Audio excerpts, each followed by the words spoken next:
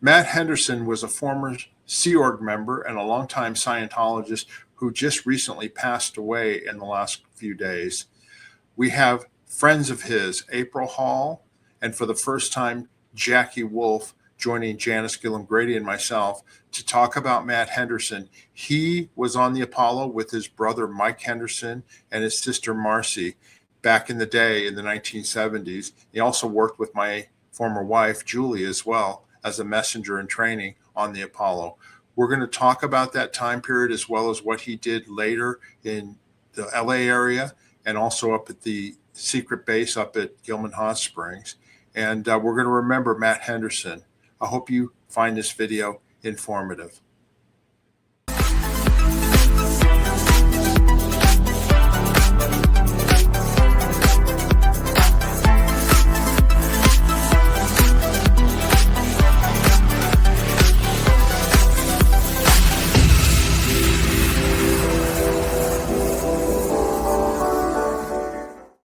Welcome, everybody, to our channel, Scientology Peeling the Onion. My name is Mark Fisher, and we've got a show today about somebody who was in the Scientology Sea organization for quite some time, and we're going to bring on some friends of his to talk about him. His name was Matt Henderson. So without further ado, let me go ahead and introduce April Hall and Jackie Wolff. Hi, April. Hi, Jackie. How you doing today? Good. Everything's good, Mark. Thank you. Yeah, it's good to see you. You were just here in Vegas, both of you, and so it was nice to see you last week. And, you know, Jackie, welcome to our show. You haven't been on before, but we're happy to have you here. Jackie used to work with me back in the day for David Miscavige. We were in the corporate liaison office. I think you were like employee number 2. You know, it was me and you and Jason Bennick working for David Miscavige and Shelley Miscavige in the corporate liaison, right? Yep, it was. Interesting time period. Absolutely. And of course, I've known April. She was in the Commerce Messenger org. She was in the Cadet org before that. We've done videos with her about her time in the Cadet org and PAC.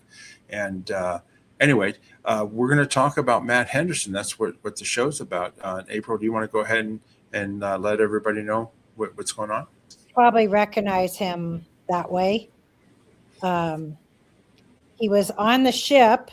I did not know him at that time period, but shortly after that, in the late 70s, like 77, 78, he was in CMO PAC, and I knew him there. And then I went to CMO INT. I knew him up there, and I actually then was, when I was working in estates from CMO INT, I got him to do a bunch of projects, and I got him working and purchasing with Jackie at the Ent base. So a lot of people probably recognize him that way. Then you see the other picture next to it. That's how I've seen him currently until he just passed away. He came to visit me in March this year, 2026. He passed away about 3 weeks after he got home from the visit with me. He wanted to be under the radar, so to speak, because they're still connected to their family, which are still in Scientology and or the Sea Org. I believe his sister Shell, that's what he always called her, is still in the Sea Org. And he pulled me aside when he came to visit me and told me he wanted to go to Janis's party and throw caution to the wind and didn't want to be under the radar anymore. And he was going to do that. This is such a crazy, terrible issue. Yeah. And Mark and Janis have done many, many interviews, and I want to add this to the pile. I mean, he's going to have a celebration of life, but none of us that knew him and were his friends can attend. That's how terrible this disconnection threat is. Right. And he was so looking forward to coming to see everybody. That's you and him. Was that down in St. Croix? Is that where he came to visit you down there? No, that's at his house. Oh, okay. You visited him then. I got it. Yeah, I visited him first. Stormy and I were there for a couple weeks, and that was last year. Had you been in touch with him at all over the years Yes. since he left? You had, okay. I got in touch with him. He saw my interview in 2024 and called me. He The wanted interview to that we did Yes. did with you? Yes. Oh, okay. Was he watching our channel? Obviously he was. He saw that Yes, video. he was. Yeah, he didn't want to be under the radar. He was sick to death of it. Yeah. And he, at the point that he was going to go to Janis's party, he was just going to be, well, whatever happens, happens. Mm-hmm. Now, let me ask you. So he left the Sea Org I saw the photo that you sent me in 1992, I think. But like all during that time, he still was being an active Scientologist, or was he basically some of his family was still in, so he just was like, I'm not going to talk about it and I'm just going to lead my life? I mean, what was that like? He went through the program to route back in and go through what are those courses they put you through when you come back? And I see. He now, he wasn't interested in doing anything with Scientology anymore. Right. You know, there's some basic things that helped him, and he would apply those things. But other than that, he wasn't interested in going to the org. Let me ask you this: when you say disconnect from he didn't want to disconnect from his family. That's his sister, right? Did he also have children in Scientology, or anybody else? And they have kids, and they have nieces and nephews and grandkids, and they want to stay connected. I understand. Well, and that's the whole problem with the disconnection policy, because if you are in and then you leave, particularly if you're a staff member like Matt was for many years, you know, they tell you can't be in touch with your family anymore, and that's what they do. They just tear apart families this way, and it's really sad. You know, I mean, it happened in my family. I'm sure I don't know if it happened in yours or not, April, but it definitely happened in mine. And it's just such a ridiculous thing, because what difference does it make if you're in touch with your family or not? I mean, my point of view has always been, if you're a true believer, like I've talked to people who are like born again Christians or whatever, you can't shake their belief by telling them, oh, I don't agree with you about this or that or whatever. It should be the same thing in Scientology. If you're a true Scientologist, you would just say, oh, I appreciate your opinion, but that's not for me. You know what I mean? Right. Yeah. And allegedly that's how the church operates, right, Jackie? Yeah. I don't think Jackie even knows if she's declared or not or whatever. No, you're not, right? Mm-mm. She actually got it out. Do you still have family in Scientology at all, Jackie, or were you the only one in? Or I was the only one in. I didn't have anybody. So my family were, so happy when I left. It was like, you had Sinar. He was but we had, I guess, by the time I routed out, I was married to Kuno Wolff, and Sinar had already left previously to that. Right. So I had to divorce Kuno, or, I wanted to anyway, because he was staying. So, and I was leaving. Well, so just for our viewers to know, when she says Sinar, she's talking about Sinar Parman, who had been L. Ron Hubbard's personal chef, prior to him going in hiding in 1980, and had a connection, with David Miscavige cooking for him, I think, and all that sort of thing. And Sinar had left, I guess, the Sea Org at some point. Did you stay when he left, or what happened? I was still there. I honestly can't remember when he left, but I was still there. And then eventually, probably about a year or so before I left, I married Kuno. And then wasn't too long after that things went downhill. And given the opportunity to leave, I took it. Just so you don't mind me asking, what year did you leave? It was December of 2003, but I finished January 2004 on the 11th day. I understand. Yeah, and then April, you left in 2000 and what? No, I left in 98. Oh, 1998. Okay. Yeah. And Matt so Matt left in 92. Yeah. Yeah. And I actually left the first time in 93. Mm-hmm. So I was working with him. We were doing that crazy purchasing stuff with Biddy, and Jackie was working with me, and Matt was working with me. I actually requested Matt. And I requested him because Matt didn't mind coloring outside the line, so to speak. Uh-huh. And Jackie and I would color outside the lines, so to speak, to get stuff done. What do you mean? Like just like if you had to bend a few rules, you would do it? Is that what it was? Because it was, nothing illegal, just like Scientology rules, right? Yeah.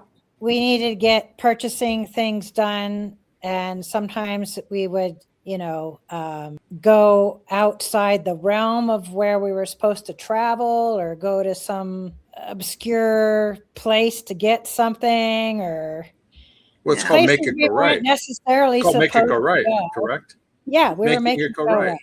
Yeah. Well, sometimes I would leave dark 30 in the morning, and I wouldn't come back till almost 10 o'clock sometimes at night. And I had a van, and so it'd be chock-a-block full of all these materials because I was traveling all over, primarily Riverside and Reno Valley, because we had nothing. There was nothing, no Home Depot and Hemet or anything. It was all, in those areas. Reno Valley was relatively new, but did a lot of stuff in Riverside too. Now, was this for a estates renovations project or building? Yeah. Was this building the studio, the castle, or what was it? Everything. Everything. Yeah, that's what you guys did. You guys purchased materials, right? You purchased materials for that stuff that was needed. Yeah, drywall, lumber, Grangers, you name it. I knew Home Depot better than the employees that worked there. I could find anything anywhere. True fact. I need your help, Jackie, next time I go. Next time I go, I need your help. Yeah, Jackie and I can probably show you everything. It's funny because, April would call up and say, I need you to go get this. And I'd be like, out of there, because it actually was more enjoyable being out on the road all the time than being at the base. So I would leap at any opportunity to leave and go purchasing. Yeah. And the other thing was Matt doing that too with you, April, before he left in 92? That's what I was going to say is Matt was working with us, and I had contractors that we hired that would train us. They would do the job and they would train us how to do it at the same time. And I would get Matt this is where he would color outside the lines a little bit, contact contractors in areas that we weren't necessarily supposed to go to, or people that we weren't necessarily supposed to talk those contractors into coming to the base. But he would do it, and I knew he would. So Matt would help hire and purchase, so to speak, the contractors that would train us on how to do stuff and actually do the job. And some really like obscure, odd purchases that might be in Timbuktu somewhere. And he would even use his own vehicle sometimes, to go get stuff and go do things. And he'd be coordinating with Jackie, and sometimes he'd go before the PO's approved yet. These are things that are not okay, right, Jackie? Yeah, I'd be on the road waiting for the PO to get approved, but get there in time so that, by the time I got there, the PO would be through and approved to do it. A PO is a purchase order. Show him how. Sorry. No, I said PO is a purchase order, but I have a question for you, April. Why these are people you weren't supposed to deal with? Were these people that were like miscaviged, or somebody said don't use these people, or was it why couldn't you contact these people? What was wrong? there are certain people that we weren't supposed to contact because, I don't know, they were watching bad things about the church. Oh, I see. So in other words, people that were potential enemies of Scientology, or maybe people who used to be in the Sea Org or what. Okay, I get it. No, they weren't in Scientology, and they weren't in the Sea Org, but they were contractors that, we used to have tours on the base all the time to open house and try to act like we're normal. Yeah. And they would come, and then they say, well, we saw a show like Letterman. We weren't supposed to watch Letterman. And these people, they're not Scientologists, and they had watched Letterman and say bad stuff about us. So we weren't supposed to have contact with those people. And I understand. Well, didn't South Park do stuff on us too? Yeah. Yes. Yep. Yeah, absolutely. Yeah, and it's funny. Mark Headley mentioned that when he left, he still was in contact with some of the suppliers for estates and stuff like that, and they would tell him what was going on at the base, right? Yep. Janis is here. I'm gonna add Janis to the show. Okay, hold on. Yay! Hey, Janis. Hi, guys. Hi. Janis Gillham Grady's here. Long time no see. Yeah. I know. Seems like only last week. 48 hours. Yeah, for April. It seems like it's only been a day. Actually, 24 April. We had lunch with you yesterday. Yeah. Oh, yeah, that's right. And maybe 72 hours for Jackie. Yeah. Anyway, they were all here in Las Vegas for Janis's birthday, so that's why we're talking about that. Anyway. Yeah. We were just talking, Janis, just to bring you up to speed. We just basically, April mentioned that Matt Henderson had passed away, and we just were talking about. We haven't talked about him on the Apollo or the ship or shown any of that. We basically just been talking about, what he did, right before he left. Jackie and April, they did purchasing and things like that for renovations and estates, and Matt was involved with that too. That's what we were talking about. Oh, okay. This is the first photo we showed, which is him on the left and what he looked like more recently, of course. Well, he looks a lot like how Mike looked when he passed. Mike who? Mike is Matt's older brother. Yeah, exactly. He does. Actually, you're right. He looks just like Mike, his older brother. Yeah. Janis and I, Matt had been disconnected from his older brother for years, and they had been on the Sea Org together and on the ship, right? Yeah, we have some photos of that. Yeah. But yeah, Mike, so Mike is the older brother. He had no family. They all disconnected from him because he left. And so he used to communicate with you, Mark, and with Paul and I, and he'd come down to Vegas just to spend some time with some people that knew him.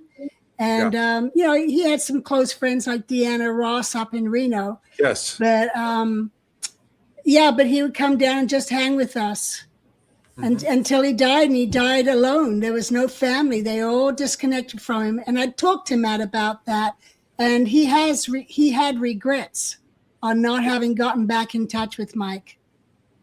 Yeah. Yeah, Have and you been I in was touch saying with him recently, Janis? I'm sorry. Go ahead. No, I was just asking Janis, have you recently been in touch with Matt? Yes, I was in touch with Matt. Matt actually was he watched every show we did. and that's what April that. said. April said he saw April's show, so he contacted her. I didn't know he was. Yeah. Well, he would call me and he'd message me and so forth. And he says to me, I'm under the radar. I can't come out. I've got kids that are in, and they would disconnect from me if I expose myself. So if you see a message that talks about midrats is it's midnight rations is what it's short for. And that was like the midnight meal for the people that worked all night. So if there was a comment in any of our interviews that mentions midrats, I knew that was being said by Matt. Ah. That was a secret code. I always wondered if other ex-Sea Org members, people that we knew, I always wondered if other Sea Org members who we knew watch our shows. So KK, Karen Kamen, Karen Siebold, Karen Griffin, if you're out there and you're watching our show, why don't you contact us? We'd love to interview for the show, or anybody else that we may have known that is watching. You won't, we don't bite, I promise. You know, Mark, there are quite a few under the radar that do watch us, because I get calls and emails expressing appreciation for what we do, and just people hearing the history or going over abuse or whatever we cover. It hits every different person differently, and the appreciation is really there for us bringing this up and introducing people, and even the people we bring on the show. You know, they have some big wins just talking about their past. But the under the radar guys, they are watching, and they just don't tell OSA. And OSA is watching, so our message is getting through. Yeah, so Pat Broker, if you're out there and you're watching, come on. Janis is a good buddy of yours. We'd love to talk to you. Come on, man. What do you got to lose at this point? Exactly, yeah. Pat was very good friends with me. Why don't we talk about him back in the day, Janis, on the Apollo? Yeah, let's do that. Yep, there's the Apollo. That's the ship we were on. Did he join the Sea Org with his family, or what happened? Well, Mike, Matt, and Marcy, if I remember correctly, they showed up all together, or right around the same time. Mike stood 6'9", which was taller than the ceilings in the tween decks. So he'd have to walk like this, you know. Now he's taller than Matt. Matt was tall too. Yeah, Matt was tall, but Mike was 6'9". Yeah, he was taller. Very tall, and he was an external comm, so he did the external comm runs ashore. And both Matt and Marcy would be messengers. And they did, you know, they took these photographs. Matt sent these to me actually last year. And so here they all are. They obviously did these to send home to mom and dad. Can you go to the next one now? Yeah. Oh, Mark, our little girl there is Julie. That's my ex-wife, Julie Catano. That's your ex-wife. I zoomed in so you could see her a little better than him. Yeah. That's taken on the forecastle. Yeah, so that's Matt and Julie. Julie was under 16 years old there, because she was under 16 when she got to Clearwater. So she had to be like 13, 14 years old there, right? Yeah, she's probably around 13, 14. Yeah. And Matt was probably around the same age. Yeah. And you know, they came to the ship, and to become a messenger, they had to go through training steps, and they had to do the Estates Project Force for the Commodore's Messenger Org. So their job was doing our laundry and cleaning our cabins. And once they did that way they got training on being able to handle Hubbard's laundry. If the stewards didn't do it right, we all had to pitch in and do that. So I remember that. Yeah, and then they would come on watches with us. So there'd be like a senior messenger, a junior messenger, and a trainee, or a ghost. Once they did training, they would be like a ghost, and I would go on a message, and the ghost would go with me. They weren't allowed to say anything. They had to just observe how I delivered the message and how I dealt with people and how I responded and how I reported back to Hubbard. So they would just follow us quietly as a ghost. And once they had learned that, yeah, April? I just wanted to say ghosting is what people nowadays call shadowing. They constantly do that on the job. So just for people out there to know what that means, because ghosting has a totally different meaning now. That means disconnection. It means disconnecting from somebody, right? Exactly. So I just want everybody to know it means shadowing the person so you can learn and observe. And yeah, that's what we call ghosting. So, all right. So there's Matt and Julie. And here is Matt and Mark Yeager. Mark Yeager on the left. Yeah. Yeah. He was a little shorter then. Mark actually grew up to be much taller. He was over 6 foot. Mm-hmm. Yep. And Yeah, the they next all, one, Julie, Mark, and Matt must have all been about the same, and Shelley too, were all about the same age, right? yeah, they were. Shelley Miscavige, yeah, because Yep. they had to go to Clearwater High School when you guys hit Clearwater. Yes, they did, and they took abuse, being teased and hazed, and it was terrible. Oh yeah, I forgot about that. Yeah. See, that's Mike standing on the bridge. Oh, is he bending his head so he doesn't hit it? He's bending his head. Good, and that's on the bridge, so he couldn't be the helmsman, or else he'd have to stand like that. Yeah. So yeah. Okay, and there's Matt in the back there. There's the left is Rick Sheehy, who was the Commodore steward, and then there's Hubbard, the Commodore, and he's got his arm on. That's my sister that he's hugging there. Yeah. And you know what? That the back of that head, that might be Julie. That's it might be Julie. Yeah. That's yeah, and then there's Doe. That was my sister-in-law, Doreen Gillham, and then next to her is Matt. And at that point, Matt was in training to be a messenger during the shoots. So Hubbard would go ashore and do the shoots, and those Terry and Doe were the main two doing shoots, and Matt was training. He did this shoot. LRH wanted him to do this shoot, and Matt is the subject of the entire shoot, and he is supposed to be an artist that got into drugs, I want to say, and then, or was depressed or something, and then he got into Scientology and started doing art again and doing well. And LRH wanted to tell this in picture form, no words. So that's all the pictures. You're supposed to know that he turned into so he's being bad there, and then got into Scientology and turned into a good artist again. Now, Janis, explain what this is, these photo shoots, because Hubbard took these photos, right? Yeah. Yeah, he did he was working on various Scientology picture books, and he's working on the Volunteer Minister's Handbook and, What is Scientology book. So he was trying to tell different stories through pictures. So he was doing all these photo shoots. This is before he got into film. His idea was to do it through photographs. What was it like on those shoots? Describe what it was like. Where did you guys do them? Like you were in the Caribbean, right?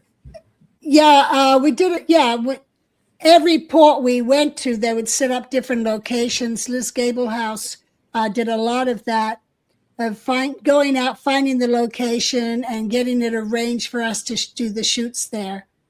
And I actually have a whole bunch of shoots. Mark, that's something we should do one day. I have a whole bunch of photographs taken by a photographer of the various different shoots with Hubbard and the messengers and the actors, the models, So we'll do that one day. Yeah, and to be honest with you, I'm going to be honest with you. I remember when the Volunteer Minister's Handbook came out and you had the photos in there. I mean, they look really cheesy. I mean, literally they're shot. There's a set wall outside, so the light is all sunlight. You know what I mean? And like the people are they're like stick figures, like a clay demo in real life, like doing things like, you know what I mean? And you take these photographs, right? Right. I'll never forget looking at those photos, going like, "What the heck is this?" Yeah, I will pull those all up and send them to you, and we will do a whole thing on them. Okay. Yeah. Now, Matt, was he on the ship all the way through to when you guys went to Daytona? And how long was he on the ship? I don't know how many years, but he was a couple of years probably. And then, we moved to Daytona in 75, and then into Clearwater in December 75. And then later on, he ended up in CMO PAC. How did he get it? Do you remember how he got out there, or why he went out there? Was it to be close to his family or something? No, I don't remember. But messengers were being moved around as Hubbard moved to different locations. So that could be why he moved out there. What I remember was when he was out there with Bella Adams was in CMO Pack. Terry had been in CMO Pack too, right? I was As the there. training officer? Yeah, I was Terry there. was. In April, that's when you Yeah. met him, right? April? Yeah. Yeah. Yeah. He was there because they were doing that whole project to renovate the big blue building called the Right. complex, or Okay. whatever you want to call it. And CMO PAC was established there to oversee it and have communication back and forth with LRH. And the other thing that was established in CMO PAC that Matt was part of was MEME, which was it was called Mission Equipment Acquisition Mission. That's what Yeah, that and that was stood getting for. Yeah. stuff for Hubbard, right? Like audio equipment, Yes. movie equipment, And things like that, right? MOPM, which was Mission Operation PAC Mission. Move. Mark No, Hinder Pack was Move. running Mission that. Operation Pack Move. Yes. Right. And so Right. Matt was sent to be in the CMO there with the rest of us to help get that done. Right. Yeah, We just so kinda our have viewers know, there was a put it whole around. evolution to get Cedars done, and they did it building by building because the idea was Yep. to put LA Day, the Los Angeles organization in one part, then ASHO, the American Saint Hill organization there, then the advanced organization. I was going to say earlier that my sister was there as the commanding officer of the Commodore's Messenger Org in PAC, and Mark Imber and Liz Imber were on the MOPM because they were the mission officers running all the different missions to fix up the blue buildings. I remember their offices were on the top of Lebanon Hall, right? Yeah. Yes. And to get the all the organizations moved to the building after Right. it was renovated. Right. It took Yeah, that several was a years. major project. Numerous Well, grand yeah. openings like LA Day and then ASHO and so forth. Yeah. And luckily enough, but sadly for people who rock slammed, they loaded up the RPF, the Rehabilitation Project Force, with all these evil people to do all the renovations and get it done. My mom was one of those, and I was one of those. Do you remember why or when he left the Sea Org? Anybody have, April, do you have that information? I have the picture I can show. I just know he left in 92. He was super fed up with the stuff that was going on with Biddy, just like I was. I left the next year. What do you mean going on with Biddy? Was Biddy creating problems, or she was going through? She was creating problems. She is the one that disbanded the RPF and put us all in the States and was having us go on ungodly, crazy schedules to get stuff done. An example is I mentioned that Matt was helping me hire these contractors and professionals to help train and actually do the job. And I had a lot of purchasing connections. So did Jackie, with a lot of professionals.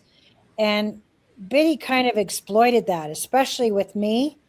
There we were doing Dave's media room up in the villas, DMs. And we were like round the clock, and she wanted to get this particular space done before DM came back to the base. He was down in PAC or whatever. And she wanted me, it was the weekend, and she wanted me to go to one of these professionals that I was working with and get him to come back and finish the wallpaper job in that media room. And I didn't want to go get this guy in on a weekend and try to talk him into coming. What am I going to tell him? Right. Oh, we have to make it go right for David Miscavige, who you know nothing about and could care less. Right. You know, so I made up a sob story for this guy, and I actually did cry because I was so upset about it. And I told him, I said, look, I'm going to get fired from my job if I don't get this done tonight. Please, as a favor to me, can you come do it? And he did. She wanted me to get him to come a second day and do that with the same guy again. And I was like, no, I don't want to do that. And she was just ranting and raving and saying, I was going to get busted and I better get it done. And you know how she could yell and be really harsh. Yeah. And she was doing the same thing with Matt, because Matt was helping me get these guys. And he put up with it far less than I did, but I left shortly after him because of her. Right. Where Well, was this media room? Was it in the Upper Villa? Where was the media room at? Yeah, Upper Villa, where Dave's office was originally. The old LRH spaces. Yes, I understand. Yeah. Were you guys around for the RTC building being built and all, or was that after your time, or what? I was there when it started. Okay. I worked with Stephen Lewis. Oh my God, poor guy. It just, Dave had him working on the first part of that. And Tom DeVock talks about that in his Substack. Yeah. No, I just wanted to get your opinions on it, because Jackie, you and I mean, we set up Dave's office, in the middle of Villa, that was the first thing I had to do when I was in corporate liaison, and it was perfectly adequate. It was a nice office, nice space, and all that. And then they built this God, are you kidding? This huge grandiose thing, and now it's empty. I mean, it just makes no sense. I mean, you know what I mean? Well, that stage that I was working on for the media center, it was tricked out with the latest plasma TVs and recording equipment and gaming equipment. I didn't even know what gaming equipment was then. So it was all for Dave to watch football on Sunday and to play games, video games, right? Yeah. We're not talking about. I didn't know that. And that thing where we were doing the wallpaper, that was a bar. It was a bar. Oh my gosh. Bar. All tricked out. Just gorgeous. Jackie, what did you say? I didn't hear it. I said, you're not talking about the officers' lounge, are you? No, she's talking about the media room, I guess. I don't know. I don't remember. Yeah, and I think it was connected to the officers' lounge. Yes. Oh, okay. Well, then that's in the lower. That's the lower villa, right? Yeah. Well, Dave and I was there. Dave and Shelley's room was connected to the officers' lounge. Yeah, exactly. Right. Yeah, when I was there, that was Pat and Annie's old berthing. Yeah, go ahead. The officers' lounge that only DM used, and you could only go in there if he invited you to go in there. Yes. And that's where he spent. That's where he spent Reno days watching the Eagle football games while the rest of us were out in the sun, working away, slaving away. And then only during halftime would he come out on the motorbike and cruise around and then go back to watching the game. Yeah, and the same officers' lounge had like a $300,000 stereo, and it was justified because we would have to go turn on the speakers 20 minutes in advance for them to warm up so he could go check a submission. It's just crazy. Exactly. That was what the Shore story was to us. Yeah. Yeah. People hoofing it for him and getting it done urgently. And that thing where I got the guy to come put the wallpaper, that was behind the bar. The bar. Okay. This is a church. I know. Well, and April, Jackie, and Janis, you all were around. Hubbard didn't have anything like that. His offices that were nice, they were basic. You know what I mean? Yeah, he had several offices, but they were very basic. You know what I mean? Yeah, big difference. And he didn't wear $5,000 shoes either. Hubbard didn't. No. And Bonneview was like an old house that we lifted up. Do you remember that? We lifted it up because there was mold under it and set it back down and renovated it. And it was perfectly adequate for him. He was happy. Hubbard was very happy with that. He didn't need that mansion that they built. Yeah. I know, it still sits up there every time I drive up Sanderson when I've gone out to Palm Springs, because I go out that route. You can see it off in the distance up on the hill there, and it's just like Yeah, Yeah. and for our viewers out there, the reason we laugh about this, because we were around when Hubbard was around, and you know, you can think what you want about Hubbard, but Miscavige is so much bigger ego, so much more money spent, so much bigger, and he wasn't like that, Jackie, right? Nope. When we first started out, he was like every other Sea Org member, and he kept within the rules of that. But then all of a sudden, his head got big, met Tom Cruise, and the next thing you know, it was Katie barred the door. He was out the door. Yeah. Well, Janis, when you mentioned the $5,000 shoes, Mark, you remember he used to get his suits specifically tailored by Lim. Yeah, I the mean, Korean tailor in Beverly Hills. Yeah. Yeah, it was like, you know, he'd have all these suits specially made for him.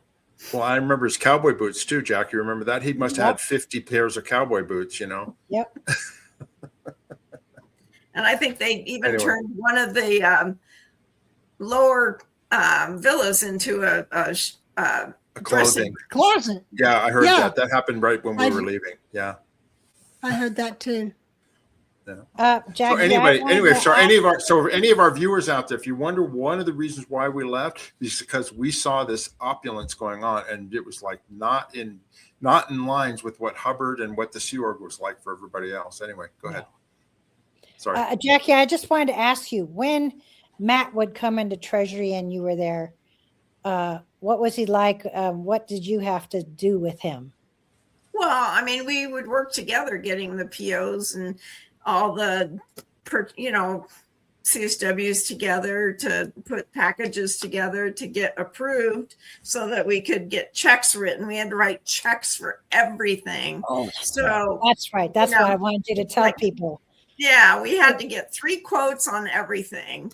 And finally, I think we got approved to use like Home Depot, as we didn't have to keep doing the 3 quotes for Home Depot. And because we already knew that they had the best prices, and 84 Lumber, which was up the hill. Yep. So there were a few places like Granger's, Home Depot, and 84 Lumber. I remember we could use them without really having to get 3 quotes, but anything else. And then, mad dash would be to get all the checks written. And then I forget, I don't know if Gladys Hemphill was the check signer, or we'd have. Yeah. Or Elizabeth. Elizabeth. Yeah. She was the treasurer. So, we'd have to get all the checks signed, and then I gather everything up and drive down Gilman Springs Road off to the, the 60, and away I'd go. But Matt and I would furiously work together to get all that done. And that check stuff, just so people out there know, that's exactly where we would color outside the lines, because you have to wait for a check to go purchase something at Home Depot. Mm-hmm. And we got in such good rapport with the contractors and Home Depot and Granger's and all of that. They would let us get the item before they received the purchase order, or before they received that check. We didn't pay by credit card. We didn't pay by line of credit till later. They did finally approve us having a line of credit with some of these places, and we get the purchase order approved to purchase on that line of credit. But we had to get these checks printed and signed, and we would take advantage of Saturday renos time to do a lot of those. Yeah. And Jackie would stay back, or Matt would stay back, get them all signed while she's out there waiting for it, and then get it out there just in time before the store closed or whatever. I mean, sometimes I had to talk places into staying open until I got there. It was like, I'll be there in minutes or whatever. And I think, we used to payphone a lot, but I think I had a beeper. I remember that. Yep. And then I can't remember if they weren't really cell phones, but maybe it's just I would call in on the payphones, or I'd be at Home Depot and I would call in and literally sit on the phone sometimes for a half hour, waiting for things or getting orders or what do you need and stuff like that. It was like crazy. Yeah, just so our viewers, this is before the internet, this is before massive cell phone usage. You had to have a beeper and you had to go find a payphone somewhere to call in. That's right, to respond to the beep. Okay. So April, when Matt left the Sea Org, what was his career? What did he do afterwards? And do you know what kind of work he did? I'm not exactly sure what he started out with. He pretty much got into doing Airbnb and a realtor. Yeah, I was going to say, you sent a photo. And I'm not going to show it, but he looked like he was a successful real estate agent. yeah, that photo was a certificate of him being number one in his area. Initially, he started off as an appraiser, and then he went into being a realtor. Right. Okay. And then you reconnected with him. We talked a little bit about that earlier, but you actually came, you and Stormy, you went and visited him where he lives, right, at some point? Yes. That was in 2025. And after we visited him, we drove all the way to Tahoe, and we were followed. We got followed. Uh-huh. Oh, yeah, I remember you telling me that. Yeah, we were on Tahoe Lake, and these people were trying to inconspicuously take a picture of us, acting like they're taking a picture of what's behind us. But they were taking a picture of us, and they were following us to our resort and whatever. And you really don't want to get involved with Stormy. She's law enforcement. She knows human rights, unlike us, who knew nothing about human rights. I mean, that was part of Matt's thing too. You see that he's on that in that car, in that picture where he left the Sea Org. He kind of went out and had a good time for a while, and then, as we all do. Yeah. Okay, so this is a photograph from when he left, right? Because the date's even on there. It's 1992, June 26, 1992. And that was his car? Either that was his car or it was a car he rented. I forget now. I got it. He told me, and I don't remember. Yeah. But he drove all around in that and had a time of his life. And then I think he called you after he came and saw us, right, Janis? Yeah, he did. Well, I'd been in touch with him earlier, but then he did call and tell me you just blew him away. He was just so full of love for you, having gotten to see you and having a great time hanging out and talking old times. So that was, he really enjoyed that. I got to talk to her too after April told me she contacted him to get okay for us, me to call him. And so I called him. And so we kind of reconnected, and that was like, it's like, wow, it was so much fun. Yeah. He came to see me in St. Croix in March this year. And then like about 3 weeks later, when he got home, he passed away. Janice, he was going to come to your birthday, right? He was going to come to your birthday. Yes. He was going to come to my birthday party, the big reunion that we just had, and I didn't hear. He said he was coming, and then I was texting him, and there was no response, and then I found out he'd passed away. Yeah. Well, it's sad. I mean, he wanted to reconnect with all of his old friends and compadres, but he couldn't because Scientology still had a hold over his children and other people that were involved with it, right? That's correct. Exactly. Well, that's the dangers and the terribleness of disconnection and what it does. Yes. And how it poorly affects people's lives, that you can't even acknowledge someone for what they were or achieved or their friendship. It's not a good thing. They found a Christmas card that he had hidden in his desk from Mark Headley and Claire. And apparently, Mark and Claire sent Matt Christmas cards every year. And Shell, the granddaughter or the daughter or niece or whichever one she was, showed that to Shell, and Shell said, "Do you know these people?" And she didn't. Janis, it goes to show you, you've talked about this for years about sending cards to people like Annie Broker. You continued to send on her birthday and things like that, right? Yep. After To Annie and to left. Heber. Yep. Every year I sent them cards so that in hopes that if they ever left, they know I was there for them. Yep. I And think it's a good idea to do that with people who have family or friends in there that are disconnected from them. Yep. It doesn't cost much to send a card or a letter. You never know if they might read it, Yeah. Another thing is somebody called me. I won't say who they were, but they gave a suggestion because they were writing me trying to get advice on how to help somebody who was a Scientologist.